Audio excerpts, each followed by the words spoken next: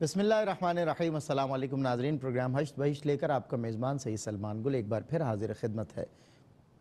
आप जानते हैं कि हम सूफियाए चिश्त की मजालिस और उन मजालिस के अज़कार और उन सूफियाए किराम के शागिर्दों में, आपके संगियों में वो कुतुब अब्दाल कलंदर हमें मिलते हैं, वो हस्तियाँ हमें मिलती हैं जिन्होंने रब ताला को पा लिया। इन नशिस्तों के ज़रिए ये जो बज़्म सजा करती थी सूफियाए किराम की, वहाँ खुदा का पता मिलता था, महबूब खुदा का पता मिलता था। और उसी मजालिस में जो अज़कार ज़िक्र हुए, उनके अज़कार का एक मजमूआ किताब है मारूफ़ ज़माना हश्त बहिश्त, जो हमारे प्रोग्राम का नाम भी है। उसी में से किसी न किसी मजलिस में से कोई ना कोई तज़किरा प्रोग्राम में शामिल किया जाता है और उलमाए किराम उस पर बात किया करते हैं। वक्त के जय्यद और अकाबिर उलमा अल्हम्दुलिल्लाह हमारे साथ मौजूद होते हैं। जनाब हज़रत अल्लामा हाफ़िज़ मोहम्मद उवैस अहमद साहब तशरीफ़ फरमा हैं। अस्सलाम वालेकुम हज़रत। वालेकुम अस्सलाम रहमतुल्लाहि व बरकातहू। और दूसरी नशिस्त पर आपके हमारे हर दिल अज़ीज़ हज़रत अल्लामा मौलाना इकराम अल-क़ादरी साहब तशरीफ़ फरमाएं। अस्सलाम वालेकुम। वालेकुम सलाम व रहमतुल्लाहि। आपको सबसे पहले दुनिया भर की तरफ से जो है वो बहुत बहुत सेहतयाबी की मुबारकबाद देना चाहूँगा कि अल्लाह ताला ने आपको जो है एक शदीद मर्ज़ से अल्हम्दुलिल्लाह शिफ़ा अता फ़रमाई। परवरदिगार आपको सेहतयाबी अता करे। मैं और अल्लामा उवैस साहब हम लोग आपके लिए बड़े परेशान रहे। अब प्रोग्राम का नाज़रीन इकराम आगाज़ कर रहे हैं और अल्लामा इकराम साहब को आप भी हम सब पूरी दुनिया अपनी दुआ में याद रखें। मलफूज़ात बाबा फ़रीदुद्दीन मसूद गंज शक्कर रहमतुल्लाह ताला अलैह हैं, जिन्हें ख्वाजा बदरुद्दीन इसहाक़ रहमतुल्लाह ताला अलैह ने अपने कलम से रकम बंद किया। असरारुल औलिया की एक मजलिस में कुछ तज़किरा है। एक मजलिस के दौरान बाबा फ़रीद रहमतुल्लाह ताला अलैह ने फरमाया कि एक मरतबा ख्वाजा कुतुबुद्दीन बख्तियार काकी ओशी चिश्ती रहमतुल्लाह ताला अलैह से पूछा गया कि अल्लाह ताला तक किस तरह पहुँच सकते हैं। फरमाया, अंधेपन, गूंगेपन और बहरेपन से। अल्लामा हाफिज़ उवैस अहमद साहब, यहाँ अंधेपन, गूंगेपन और बहरेपन से क्या मुराद है? इंसान रब को ना सुने तो किसको सुने? इंसान रब से ना कहे तो किससे कहे? इंसान रब को ना देखे तो किसको देखे? सवाल। बिस्मिल्लाहिर्रहमानिर्रहीम। हज़रत बाबा साहब रहमतुल्लाह अलैह ने इस पैराग्राफ में हज़रात सूफ़ियाए किराम, औलियाए किराम और बुज़ुर्गान दीन का जो मेयार ज़िंदगी है, मेयार इबादत है और मेयार तक़वा है, उसको बयान फरमाया कि अल्लाह पाक उन्हें कितना अज़ीम रुतबा अता फ़रमाता है कि उनकी आँखें, उनके कान वो महफूज होते हैं। ठीक है। और महफूज होने से मुराद ये है कि वो इस चीज़ को इख्तियार करते हैं कि कोई भी चीज़ अल्लाह की मर्ज़ी के ख़िलाफ़ ना हो। ठीक है। वो अल्लाह की मर्ज़ी पे चलने वाले होते हैं। वो अपने आप का जो उनका गूंगापन है या बहरापन है, उससे मुराद ये है कि वो वही सुनते हैं जो अल्लाह पाक कहता है, वही देखते हैं जो अल्लाह पाक कहता है, जो दिखाना चाहता है वो वही देखते हैं। ठीक है। अच्छा, ठीक है। उसकी तरफ से आने वाली जो चीज़ है वो किस तरीक़े से उनके लिए नफ़ा बख्श है या नुकसानदेह है, वो इस पहलू को भी नहीं देखते। मिसाल के तौर पे कोई हुक्म है, उस पर उन्होंने अमल करना है, तो वो ये नहीं देखेंगे कि इसमें नफ़ा कितना है, इसमें नुकसान कितना है। सही। बस वो ये देखेंगे कि हुक्म किसने दिया है। अगर उन्हें ये महसूस होता है कि ये अमल करने से मेरा बहुत नुकसान हो जाएगा, मगर ये हुक्म मेरे रब का है, हाँ, तो नुकसान वो नुकसान उनके लिए नफ़ा बन जाता है। जी जी जी। और दुनियावी एतबार से जिस चीज़ से वो रोके गए हैं, उसमें उन्हें महसूस होता है कि बड़ा नफ़ा है, तो वो नफ़ा उनके लिए नुकसान बन जाता है। क्यों? इसलिए कि अल्लाह पाक ने मना कर दिया। तो ये जो दर्जा है इंसान की ज़िंदगी का कि वो अपनी आँखों से अपने अल्लाह को राज़ी कर रहा हो, अपने कानों से अपने अल्लाह को राज़ी कर रहा हो, तो ये बुज़ुर्गान दीन की ज़िंदगी का दर्जा। यानी आज़ाए जिस्मानी भी है तो ख़ुद के, लेकिन है रब के लिए, रब के लिए है और रब की मर्ज़ी के मुताबिक ही उनको इस्तेमाल किया जा रहा है। हज़रत गौसे पाक रहमतुल्लाह अलैह की वालदा की भी ये सिफ़त बयान की गई थी कि वो गूंगी हैं, बहरी हैं, अंधी हैं। तो जब उसकी तशरीह कराई गई कि भाई इससे क्या मुराद है, तो कहा कि अपनी आँखों से कभी गैर महरम को नहीं देखा नहीं, अपने कानों से कभी गैर महरम की आवाज़ नहीं सुनी, अपनी ज़ुबान से कभी गैर महरम से गुफ्तगू नहीं की। यानी उनके आज़ाए बदनी हमेशा इताअत खुदावंदी में रहे हैं। और ऐसे औलिया वलीउल्लाह माओं के गौसे आज़म जब बेटे ना होंगे, ऐसी माएँ हों तो फिर बेटे गौसे आज़म पाक होते बन हैं। जाते हाय हैं। हाय, तो इसलिए ये आज के इस इब्तिदा में हमने जो बात की वो यही है कि इंसान जो है वो अल्लाह को राज़ी करे, सुभान अल्लाह ही के लिए अपना सब कुछ कुर्बान करे और अल्लाह ही के लिए अपने तमाम आज़ा को मसरूफ़ इताअत कर दे। वाह वाह, आँख उठे तेरे लिए, खुलते हैं लब तेरे लिए, मेरा जीना मेरा मरना मेरे रब तेरे लिए। क्या बात है, अल्लाह सब माशाल्लाह। एक मरतबा बाबा फरीद ने दौरान मजलिस फरमाया कि मैंने एक बुज़ुर्ग की ज़बानी सुना है कि दरवेश वो है जो अपने दिल के ख़जाने की तलाश करे, बस अगर उसे वो मोती मिल जाए जिसे मोहब्बत कहते हैं तो वो शख्स दरवेश सिफत हो जाता है। यहाँ हज़रत मोती की तरफ भी इशारा किया गया। एक पर्सपेक्टिव में ये भी बात समझ में आती है कि दिल का ख़जाना, और दिल का ख़जाना क्या है, बंदा मोमिन के दिल में रब है तो बस ख़जाना ही ख़जाना, और बंदा मोमिन के दिल में रब नहीं है और अगर वो रब की मोहब्बत से खाली है तो यकीनन वो दुनिया में सबसे गरीब तरीन इंसान है, दिल का गरीब है। क्या फरमाते हैं? औज़ु बिल्लाहि मिनश शैतानिर रजीम, बिस्मिल्लाहिर रहमानिर रहीम। बड़ी ख़ूबसूरत बात ज़िक्र की गई और ये ख़ूबसूरत इक़्तिबास हमें जिस जानिब सबसे बढ़कर पैगाम अता कर रहा है वो यही है कि अपने बातिन के अहवाल पर नज़र करने की कोशिश करनी है, ठीक है, और जो असल है उस असल तक रसाई की कोशिश और जस्तजू करनी। ठीक है। सलमान भाई, यहाँ दुर्वेश की बात हुई है और अगर हम दुर्वेश को समझना चाहें तो ये चूँकि फ़ारसी का लफ्ज़ है और दो अल्फाज को मिलाकर ये मुरक्कब है, दुर्वेश। दुर मोती को कहते हैं जैसे आपने जिक्र किया, और वेश कहते हैं बिखेरने वाला, तकसीम करने वाला, फैलाने, दोनों हाथों से लुटाने वाला। ये है दुर्वेश। जब हम दुर्वेश की बात करते हैं तो फिर बाबा साहब अलैहिर्रहमा ने इसे जोड़ा है कि ये दुर्वेश बनता कैसे, क्योंकि दुर्वेश सिफत होने के लिए ज़रूरी है कि उसका दिल रोशन हो। वाह। और दिल की रोशनी कैसे नसीब होती है, वो मोहब्बत के ज़रिए से नसीब होती है। और ये जो दुर्वेशी की जो सिफत है, ये दुर्वेशी की सिफत हमें वहीं नज़र आती है कि जहाँ पर पाकीज़ा और उजले दिल के साथ कोई शख्स अपने जो है यानी बोसीदा लिबास में मलबूस होने के बावजूद जिस जानिब नज़र कर देता है उसे भी उजाले अता कर। क्या बात है। इसलिए आका यानी आपका कहना यह है कि एक जो चमकता दमकता कीमती मोती है उस पर जितनी मर्जी खाक आ जाए मगर उसकी चमक दमक पर, उसकी चमक में किसी किस्म का कोई जो है ना फ़र्क नहीं आता। क्या बात। और उसका बातिन जब पाकीज़ा मुसफ़ा और उजला होता है तो उसके समरात, अगरचे उसका ज़ाहिर किसी भी एतबार से आपको जो है वो सीधा सिफत नज़र आता हो, मगर हुज़ूर अलैहिस्सलाम ने इरशाद फरमाया कि किसी के बोसीदा लिबास में मलबूस फ़र्द को देखकर हकारत की निगाह से न देखो, उनके जो है ना परागंदा बालों को देखकर उन्हें हकीर मत समझो, बल्कि ये लोग तो वो हैं कि अगर कसम खाकर अपने रब से किसी काम का कह दें तो रब्बे ज़ुल जलाल उनकी उस ज़बान के मुताबिक फरमा दे। अल्लाहु अकबर। ये वो दुर्वेशी है कि जिसके बारे में बाबा साहब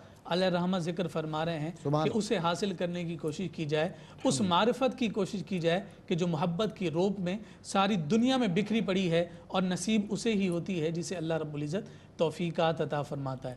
यहाँ पर सूफिया ने जिक्र किया कि ये जो दुर्वेश दुर तकसीम करते हैं, जो मोती तकसीम करते हैं और जो मोहब्बत और मारिफत के मोती हैं, तो जब ये बिखेरते हैं तो फरमाया कि इनका बिखेरने का अंदाज़ ये होता है कि ये लोगों के दिलों में रब की मोहब्बत गोया गुलजार की तरह मुअत्तर और मुनव्वर करके रख देते हैं, और जो इनकी मजालिस को इख्तियार कर लेता है रब्बे ज़ुल जलाल उन्हें भी नवाज़िशात अता फरमाता है। जैसा कि मैंने अर्ज़ किया कि अल्लाह के हबीब सल्लल्लाहु अलैहि वसल्लम का ये फरमान जिसकी जानिब अभी हमने इशारा किया, इसी तरह से हुज़ूर नबी रहमत सल्लल्लाहु अलैहि वसल्लम के इसी फरमान के तनाजुर में हमारे बुज़ुर्गों ने एक बड़ा खूबसूरत वाक़या ज़िक्र किया है कि एक इसी तरह के दुर्वेश हैं, वो सीधा सा लिबास है, परागंदा चेहरा है और जनाब बाल भी खुले हुए बिखरे हुए हैं, बारिश हो रही है और वो एक हलवाई की दुकान से गुजरे हैं और वो जलेबियाँ बना रहा है, दूध गर्म है, और उन्होंने उसे जब देखा है तो उस शख्स ने बढ़कर इज़्ज़त और तकरीम के साथ गर्म दूध में जलेबियाँ डाल के दी, उन्होंने जनाब बड़ी मोहब्बत के साथ खा ली।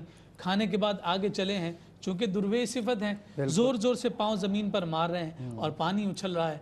ساتھ ہی ایک شخص جو ہے اپنی آشنا کے ساتھ محبتوں کے گیت گا رہا ہے تو وہ پانی اڑ کر جب اس کی آشنا پر پڑا ہے تو اس نے غصے میں آ کر انہیں تھپڑ مارا، اور جب آ کر تھپڑ مارا تو انہوں نے آسمان کی جانب نگاہ اٹھائی اور کہا باری تعالیٰ تو بھی کیسا کریم لجپال ہے، کسی کے ہاتھوں سے دودھ اور جلیبی کھلاتا ہے اور کسی کے ہاتھوں سے تو تھپڑ کھلاتا ہے۔ تھوڑا سا آگے بڑھے تھے کہ وہ نوجوان جو ہے سیڑھیوں سے نیچے اترا ہے، اور سیڑھیوں سے نیچے اترتے ہی گرا ہے اور اس کی روح کفر انصری سے پرواز کر گئی۔ لوگوں نے کہا کہ اتنا سا بھی تم صبر نہ کر سکے، اور بددعا دی اور یہ نوجوان دنیا سے چلا گیا۔ اور انہوں نے کہا کہ معاملہ ایسا نہیں، اس کے محبوب پر حرف آیا تھا تو اس نے غصے کا اظہار کیا۔ اب میں جس رب سے محبت کرتا ہوں، اب اس محبوب نے جب دیکھا کہ میرے ساتھ یہ معاملہ ہوا تو اس رب نے پھر اپنے انداز میں بدلا لیا۔ تو یہ درویشی کی جو صفت ہے یہ رب ذوالجلال جسے نصیب اور عطا فرما دے تو پھر اللہ رب العزت پھر ان کے سارے امور میں ان کے ساتھ ایسا حامی اور مددگار ہو جاتا ہے کہ پھر وہ جیسے کہتے چلے جاتے ہیں رب ذوالجلال اسی کے مطابق۔ واہ واہ، اور یہ اقطاب اور قلندروں کا ایک وظیفہ جو میں نے دیکھا، اور وہ ظاہر ہے بادشاہ نجف کے اذکار ہیں۔ اعلیٰ حضرت کا ایک شعر مجھے لفظ در سے میرے دماغ میں آتا رہا کہ در نجف ہوں گوہر پاک خوشاب ہوں، ان اولیاء کا تعارف ہے۔ در نجف ہوں گوہر پاک خوشاب ہوں، یعنی تراب رہ گزرے بو تراب ہوں، یعنی تراب رہ گزرے بو تراب ہوں۔ ایک بریک کے بعد انشاءاللہ آپ سے پھر ملاقات ہوتی ہے۔ علامہ حافظ اویس احمد صاحب ہمارے ساتھ موجود ہیں، علامہ اکرام القادری، بس ایک چھوٹے سے وقفے کے بعد۔ ناظرین آپ کا خیر مقدم ہے پروگرام ہشت بہشت میں ہوں آپ کا میزبان سید سلمان گل۔ اسرار الاولیاء کی مجلس میں سے کچھ اذکار آج زیر ذکر ہیں، اور ان میں ہمارے علماء کرام الحمدللہ بہترین ہماری سرپرستی بھی فرما رہے ہیں، اور مطلب ظاہر عصری تقاضوں کو بھی پیش نظر رکھنا ہوتا ہے۔ اولیاء کاملین کی مجالس کے کچھ اذکار ایسے ہوتے ہیں جو کہ کچھ اشارے ایسے ہوتے ہیں جن کو وضع کرنا بے حد ضروری ہوتا ہے، اور بہترین ماشاءاللہ اسپیکرز ہمارے اس پروگرام کے ہیں جو اس کو بڑے اچھے انداز سے وضع فرماتے ہیں۔ تو ناظرین میں کچھ آگے لے کے بڑھتا ہوں آپ کو۔ اسی مجلس میں سے ایک ذکر ہے، بابا فرید رحمۃ اللہ تعالیٰ علیہ نے ایک مرتبہ دوران مجلس فرمایا کہ اہل محبت کو 4 مقام کے سوا اور کہیں قرار حاصل نہیں ہو سکتا۔ اول گھر کے کونے میں جہاں کوئی شخص مزاحم نہ ہو، دوسرے مسجد میں جو دوستوں کا مقام ہے، تیسرے قبرستان میں جو گناہ سے عبرت حاصل کرنے کا مقام ہے، چوتھے ایسی جگہ جہاں کسی کا گزر نہ ہو سوائے ذات حق کے۔ حضرت ایک تو ایسی جگہ جہاں کسی کا گزر نہ ہو، یہاں سے مراد خلوت نشینی ہی ہے یا کچھ اور بھی ہو سکتا ہے؟ اچھا، پھر وہ جو اللہ کی محبت میں ولائے حق میں گھومتا ہو، جو مجذوب، اسے تو ہر جگہ بہر سو جلوہ دیدار دیدم، بہر چیزیں جمال یار دیدم، یہ معاملہ ہوتا ہے۔ کیا ڈائمنشنز ہیں ان چاروں پوائنٹس کی، وہ ذرا واضح فرمائیں۔ بسم اللہ الرحمن الرحیم۔ 4 مقامات کا حضرت بابا صاحب نے اس میں تذکرہ کیا ہے۔ ایک انسان کے اپنے گھر کا کوئی کونا ہو، ٹھیک ہے، یا مسجد کی کیفیت ہو، یا قبرستان کا عالم ہو، اور چوتھی چیز یہ ذکر کی کہ ایسی جگہ جہاں ذات حق کے علاوہ کسی کا گزر نہ ہو۔ ٹھیک ہے، تو یہ جو چوتھا مقام حضرت بابا صاحب نے ذکر کیا ہے کہ ایسی تنہائی ہو کہ وہاں کوئی نہ ہو، بس وہ ہو اور رب کا جلوہ ہو، صحیح، یہ اس کا بنیادی نقطہ اور بنیادی مرکزی حصہ ہے۔ ٹھیک ہے، یہی چیز جو ہے باقی 3 چیزوں میں بھی جب پہلی والوں میں آ جاتی ہے تو پھر یہ سارے مقامات ایک جیسے ہو جاتے ہیں، کیونکہ چوتھے مقام میں یہ ہے کہ ایسی تنہائی ہو کہ پھر کوئی نہ ہو۔ ٹھیک ہے، اسی طرح گھر کا وہ کونا ہے جہاں کوئی نہیں ہوتا، بس وہ ہوتا ہے اور اللہ، مطلب معتکف ہوتا ہے انسان جی، معتکف ہے ہر لحظہ۔ ٹھیک ہے، مسجد میں بھی یہی کیفیت ہے، قبرستان میں بھی یہی کیفیت ہے۔ یہ کیفیت انسان پر اگر طاری ہو جائے کہ وہ اللہ پاک سے لو لگانے کے لیے اپنے آپ کو فارغ کر لے، اپنے لیے وقت نکال لے۔ آپ دیکھیں نا کہ ہم جس گہما گہمی میں زندگی گزار رہے ہیں، ہم اگر بھاگتے بھاگتے 4 فرض بھی پڑھتے ہیں تو اس میں بھی ہم دنیا جہان کے افکار ہوتی ہیں کہ یہاں جانا، یہ کرنا، جم کے اور پوری جستجو سے ہم عبادت نہیں کر پاتے، ماک نہیں ہو پاتا۔ یہ بابا صاحب نے جو اس چیز کی وضاحت کی اس میں کہ دیکھیں یہ جو بزرگان دین گوشہ نشینی، تنہائی اختیار کرنے کا کہتے ہیں، اس کا مطلب یہ نہیں ہوتا، اس کی ڈائمنشن یہ نہیں ہوتی کہ وہ دنیا سے کٹنے کی بات کرتے ہیں، اس کی ڈائمنشن یہ ہوتی ہے کہ وہ رب کی عبادت پر جمنے کی بات کرتے ہیں. یعنی یار کچھ وقت ایسا اتنا تو نکالو نا تم کہ تمہارے اور رب کے علاوہ پھر کوئی نہ ہو, تم پوری توجہ کے ساتھ, کوئی چیز تمہیں روکنے والی نہ ہو, ڈسٹرب کرنے والی نہ ہو, یہ ان کا مقصود ہوتا ہے. اور دیکھیں جگہیں بھی انہوں نے ذکر کی ہیں جو دنیا سے کٹنے کی طرف نہیں. مسجد میں جو جائے گا وہ کتنے لوگوں کے درمیان ہے, صحیح بات. قبرستان میں آپ جا رہے ہیں جہاں لوگوں کا آنا جانا ہے. بالکل صحیح. تو یہ مطلب آپ جلوت میں ہوں یا خلوت میں ہوں, اپنی اس کیفیت کو اپنے اوپر طاری کریں کہ آپ اللہ کے ساتھ تنہا ہو جائیں, آپ اللہ کے ساتھ الگ ہو جائیں, آپ اللہ کے لیے پوری توجہ کے ساتھ اپنے تمام خیالات, اپنے تمام سوچیں اور آپ کی تمام فکروں میں اللہ بس جائے. اچھا علامہ صاحب, ایک آپس کی بات ہے کہ ہمہ وقت نہ صحیح مگر اس گہما گہمی کے دور میں کچھ وقت تو وہی مراد ہے, مدت اگر قلیل بھی ہو لیکن پوری توجہ کے ساتھ اس طرف بڑھا جائے. ظاہر ہے دیکھیں نا کہ آپ کا ایک وقت گھر کے لیے ذکر کیا, ایک وقت قبرستان کے لیے, ایک وقت مسجد کے لیے, تو اس کا مطلب یہی ہوا نا کہ آپ جہاں جہاں زندگی میں جا رہے ہیں, آپ اپنے آفس میں جا رہے ہیں, آپ اپنے فیکٹری میں جا رہے ہیں, آپ اپنی دکان میں جا رہے ہیں, آپ دوستوں میں جا رہے ہیں, آپ جہاں جہاں جا رہے ہیں, آپ اپنے اوقات, مصروفیات کے جو اوقات ہیں ان میں الگ سے ایک وقت نکالیں, تھوڑا وقت نکالیں.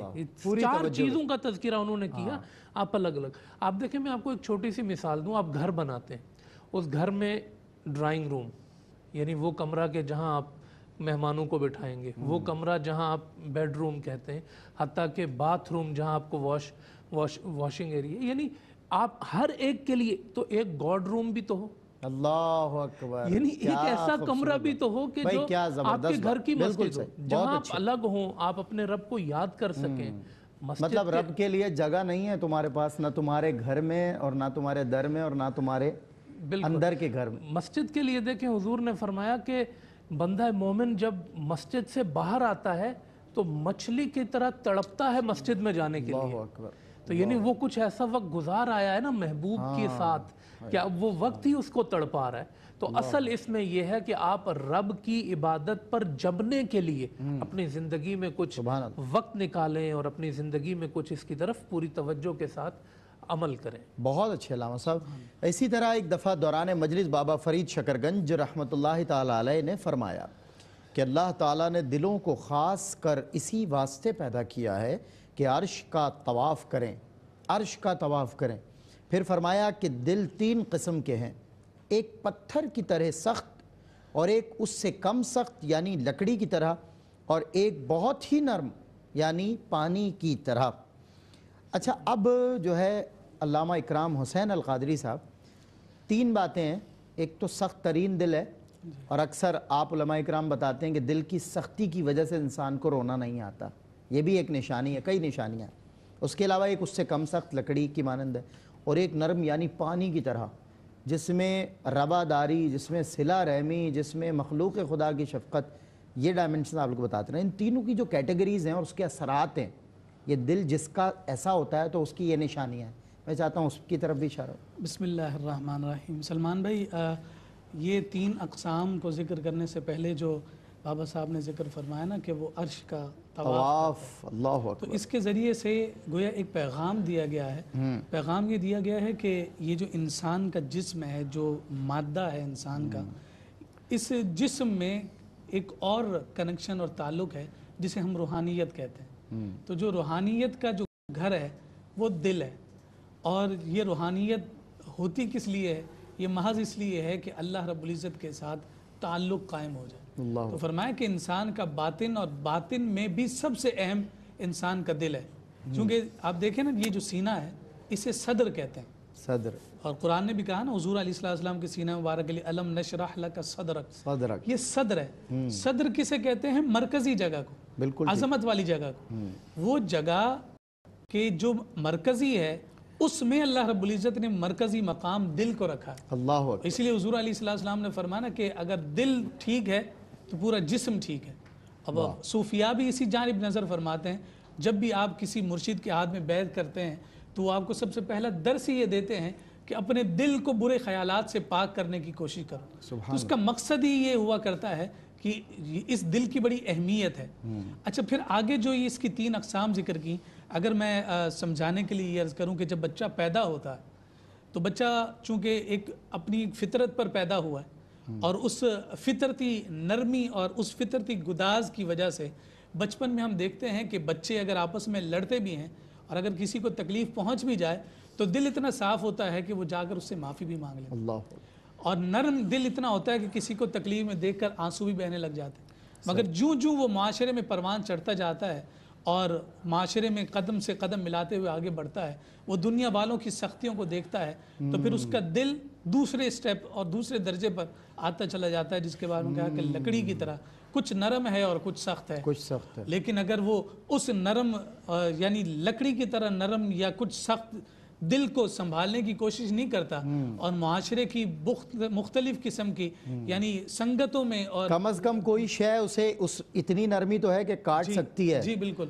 اور اگر اس پر بھی وہ قانع نہیں ہوتا اور آگے بڑھتا چلا جاتا ہے تو پھر ایک وقت وہ آتا ہے کہ وہ پھر دل پتھر کا ہو چلا جاتا ہے کہ اسے پھر کوئی اچھی اور بری چیز کی تمیز نہیں رہتی، اسے نہ کوئی خدا کا خوف رہتا ہے، نہ اسے کوئی محمد مصطفیٰ کا حیا رہتا ہے، پھر وہ جو کچھ کرتا چلا جاتا ہے وہ اسے ہی صحیح تصور کر رہا ہوتا ہے، یعنی اس کا دل اتنا سخت ہو گیا کہ اس کے دل سے اللہ رب العزت نے ہدایت کے نور کو ہی نکال لیا۔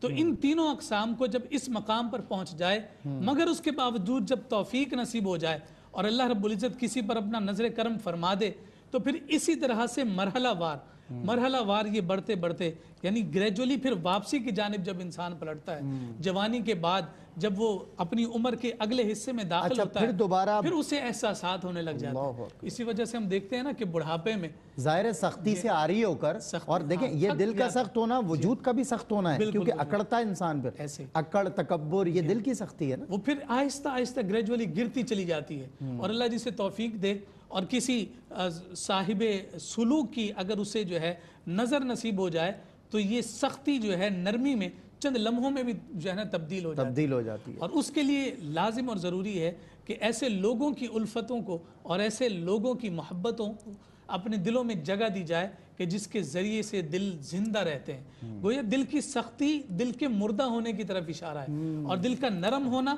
دل کے زندہ ہونے کی طرف علامت ہے۔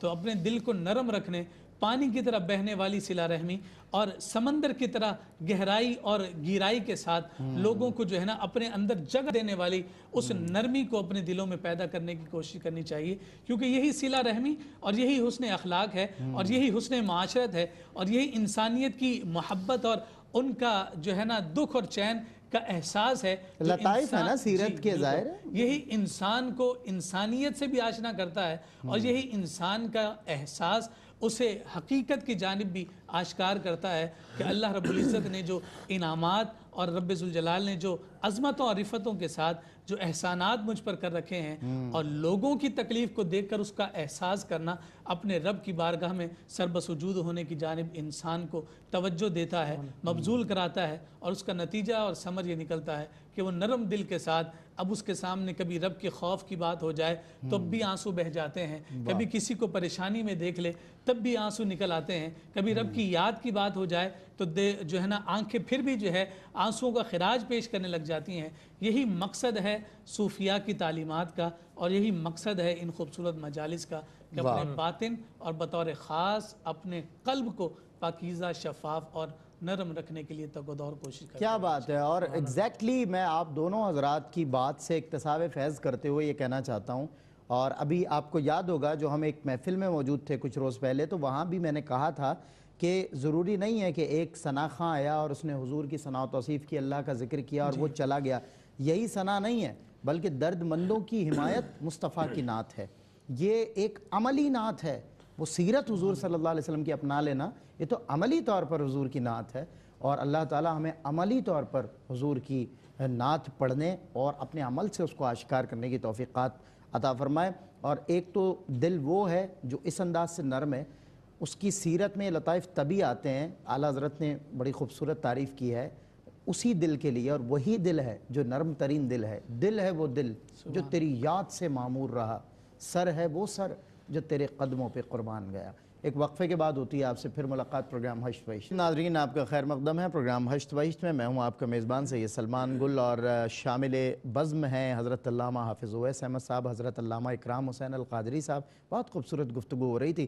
علامہ حافظ اویس احمد صاحب میں یہ پوچھنا چاہ رہا ہوں کہ آج کا جو پروگرام ہے اس میں کہیں تو 4 مقامات کی بات ہوئی، کہیں دل کی نرمی کی بات ہو رہی ہے، سختی کی بات ہو رہی ہے، یہ تمام تر جو آج جن ڈائمنشنز کی طرف بابا فرید کے اشارے ہیں، تو اس کو اگر میں کنکلوڈ کروں آج کی گفتگو کو اور سمرائز کروں تو کیا نتیجہ نکلتا ہے، کیا ارشادات ہوں گے؟ بسم اللہ الرحمن الرحیم۔ دل کے حوالے سے کافی گفتگو ہوئی، علامہ صاحب نے بھی بہت ساری باتیں کی، بڑی معلوماتی اور فوائد سے بھرپور۔ اللہ پاک عمل کی توفیق دے۔ آمین اللہ۔ بابا صاحب نے دیکھیں فرمایا کہ اپنے دل پہ نظر رکھو، یہ ایک جملہ ہے مگر پوری زندگی کا خلاصہ ہے۔ اللہ دل پہ نظر رہنی چاہیے، اس لیے کہ قلب کہتے ہیں دل کو، قلب، اور قلب کہتے ہیں پلٹنے والی چیز۔ اللہ جیسے صحرا میں ایک پتا جو ہے وہ لڑکھڑاتا رہتا ہے اور پلٹتا رہتا ہے نا، تو دل کی بھی سینے میں وہی کیفیت ہوتی ہے۔ اس کے پلٹنے پہ آپ کی نظر ہو کہ یہ جب پلٹا ہے تو کس طرف پلٹا کس طرف ہے، رحمان کی طرف پلٹا ہے، شیطان کی طرف پلٹا ہے، کیونکہ یہ کہیں بھی پلٹ سکتا ہے۔ بالکل صحیح، بالکل صحیح۔ اچھا، اس کے احوال پر آپ کی نظر رہے گی نا۔ ہم یہی کرتے ہیں زندگی میں کہ باقی سب پر تو ہم فتوے لگاتے رہتے ہیں، تم ایسے تم ایسے،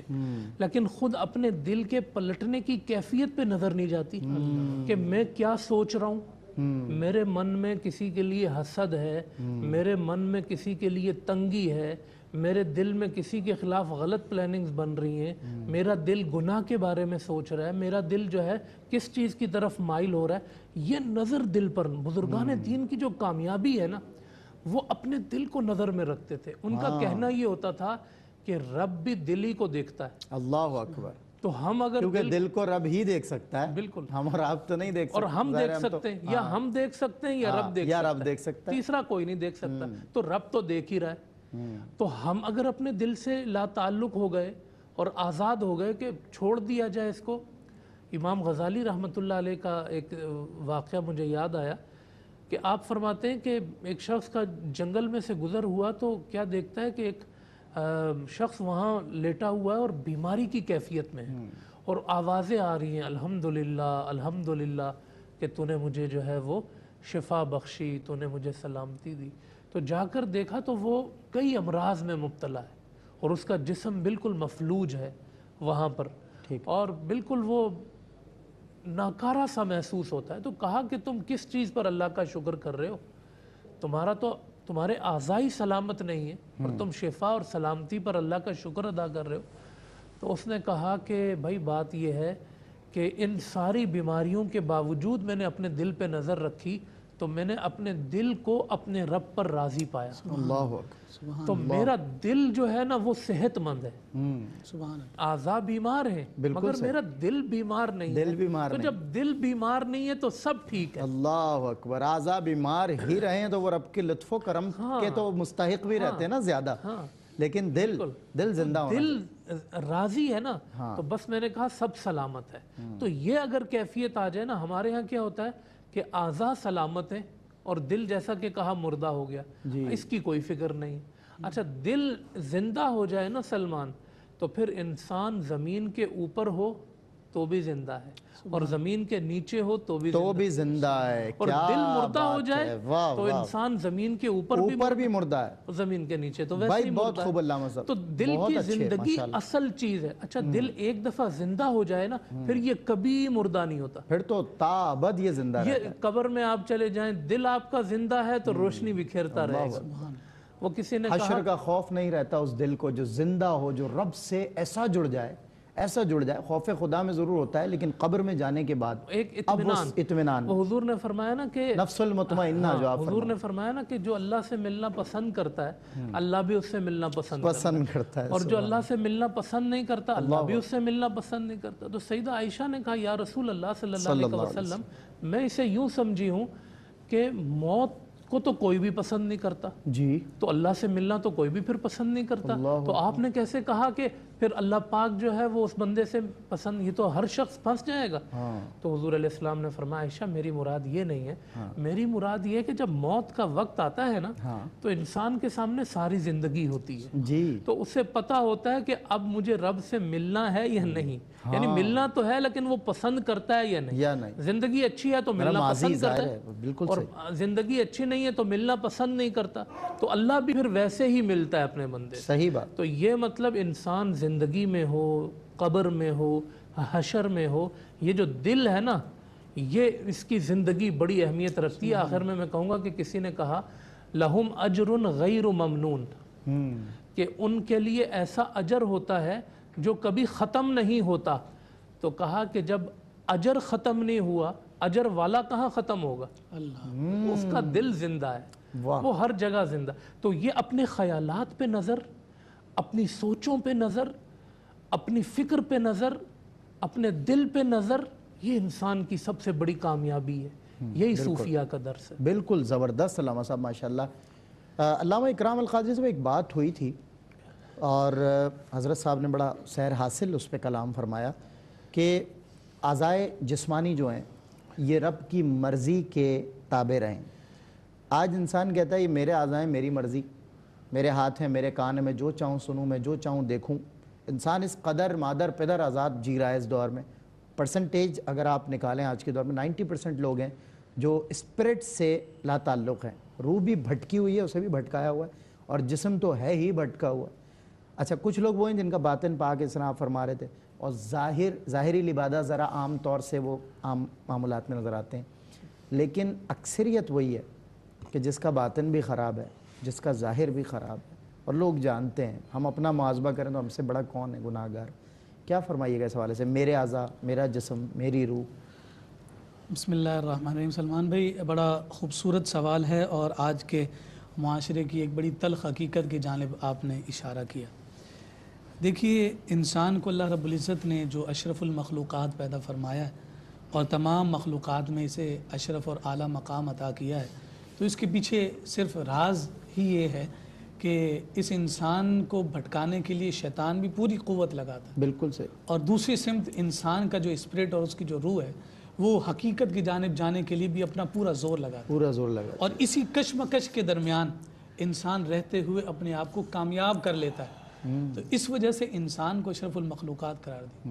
اگر عبادت کی سبب سے اشرف المخلوقات ہوتا تو انسان سے زیادہ عبادت کرنے والے فرشتے ہیں. بالکل. اگر ذکر و اذکار کے اعتبار سے انسان اشرف المخلوقات ہوتا تو پھر ہم دیکھتے ہیں کہ دیگر کتنی مخلوقات ہیں جو صبح و شام رب کا ذکر کرتی ہیں. بالکل. ہماری عبادت تو ان کے سامنے کچھ بھی نہ ہو, لیکن وہ عبادت کہ جو شیطان سے مقابلہ کر کے ہوائے نفس کو پسے پش ڈال کے رب کی جانب کھینچ لائے. بالکل فرمایا یہی وہ انسان کی حقیقی میراث ہے جس کی بنا پر اسے سب مخلوقات میں اشرف اور اعلیٰ مقام عطا. یعنی حقیقتاً جنگ خیر و شر میں جی رہا ہے وہ. بالکل بالکل, یہ خیر و شر میں اگر وہ خیر کی جنگ جیت گیا تو گویا وہ انسان ہے, اور اگر وہ جیت نہ سکا تو گویا وہ انسان ہو کر بھی انسان نہیں ہے, شعور سے محروم آدمی. بالکل, جیسا کہ انسان زندہ اور مردہ کی مثال قبلہ علامہ صاحب نے بڑی خوبصورت دی کہ وہ زندہ ہو کر بھی مردہ ہے جس کا دل مردہ ہے.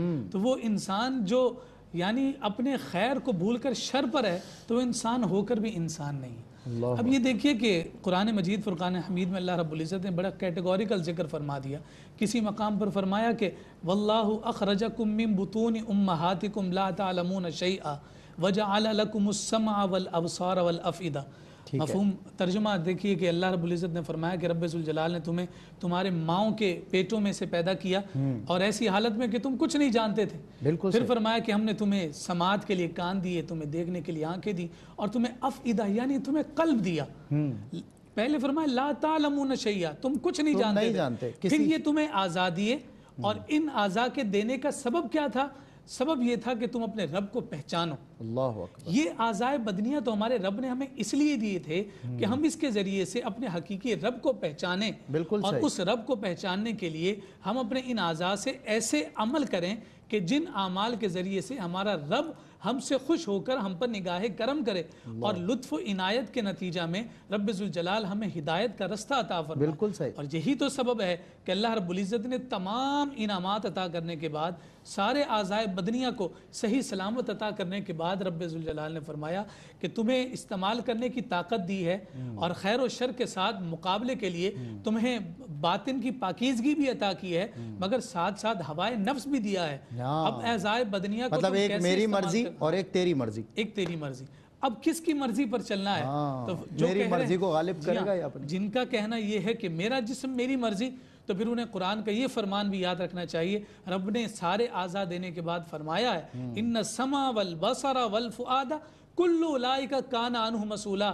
تم اپنے کانوں کے ساتھ، اپنی سماعت کے ساتھ، اپنی بصارت کے ساتھ، اپنے ہاتھوں کے ساتھ، اپنے دل کے ساتھ جو کچھ بھی کرتے رہو، مگر یاد رکھنا اپنی مرضی سے جو تم نے اپنے اعضاء سے کیا ہے، کل قیامت کے دن میں تم سے پوچھوں گا۔ اس دن تو یہ زبان بھی بند کر دی جائے گی۔ زبان اگر جھوٹ بھی بولنا چاہے گی تو وہ اعضاء کہیں گے کہ نہیں باری تعالیٰ، اس نے جو ہے نا تیرے عطا کیے ہوئے ہاتھوں سے یہ برا کام کیا۔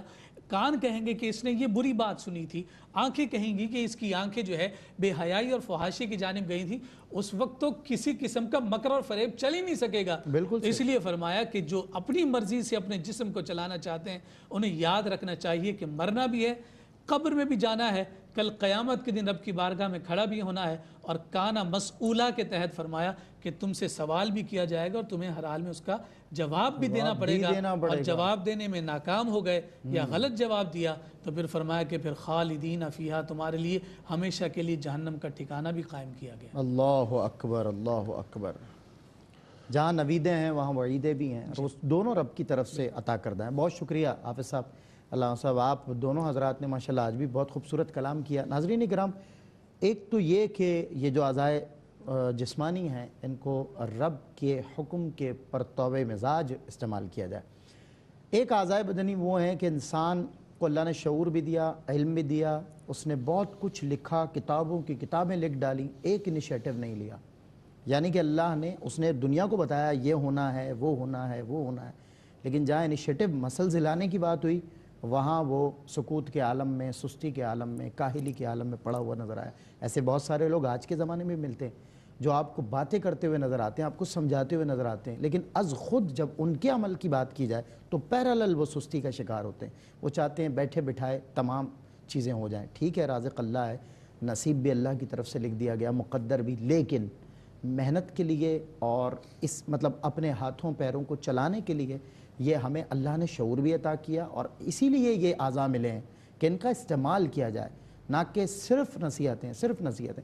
تو ناظرین کرام، میں پوری دنیا میں آج علماء کرام سے اکتساب فیض بہت سیر حاصل کلام تھا، بہت اچھی نصیحتیں، وعیدیں اور نویدیں ان علماء نے سنائی ہیں۔ بس اللہ رب العزت سے یہی دعا ہے کہ اللہ ہمیں عمل کی توفیق عطا فرمائے، جتنا علم اللہ ہمیں عطا فرمائے اتنے علم پر عمل کی بھی توفیق عطا فرمائے، اور جس قدر علم ہم حاصل کر سکیں زندگی میں ضرور حاصل کریں، اور عمل سے زندگی بنتی ہے یہ بھی ہمیں سمجھ لینا چاہیے۔ ناظرین کرام، انشاءاللہ نیکسٹ ایپیسوڈ میں ہشت بہشت میں علامہ حافظ اویس بھی ہمارے ساتھ ہوں گے، علامہ اکرام حسین القادری بھی ہمارے ساتھ ہوں گے، میں بھی انشاءاللہ حاضر خدمت ہوں گا۔ تب تک کے لیے اجازت دیجیے، السلام علیکم ورحمۃ اللہ وبرکاتہ۔